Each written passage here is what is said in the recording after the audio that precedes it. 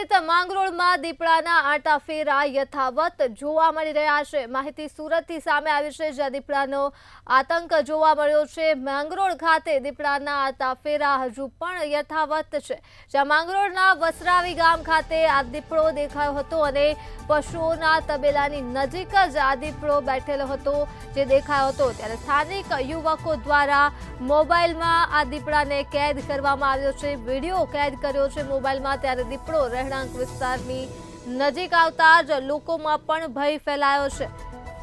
તો સુરતથી આ દ્રશ્યો મળ્યા છે, જ્યાં માંગરોળ ખાતે દીપડાના આંટાફેરા જોવા મળ્યા છે અને હાલ સ્થાનિકોમાં ભારે ભય ફેલાયો છે। તો દીપડો રહેણાંક વિસ્તારની નજીક દેખાયો, જેના કારણે હાલ રહીશોની સુરક્ષા સામે પણ અનેક સવાલો છે, જેના કારણે સ્થાનિકો પણ ચિંતિત બન્યા છે।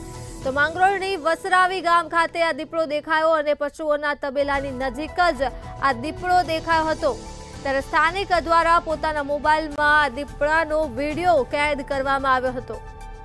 તો સુરતથી આ દ્રશ્યો સામે આવ્યા છે, જ્યાં માંગરોળ ખાતે દીપડોના આંટાફેરા જોવા મળ્યા હતા અને દીપડા શિકારની શોધમાં રહેણાંક વિસ્તારની નજીક આવી રહ્યા છે। ત્યારે પાલતુ પ્રાણીઓનો શિકાર પણ કરી રહ્યા છે, જેને લઈને લોકો ખૂબ જ ચિંતિત થયા છે।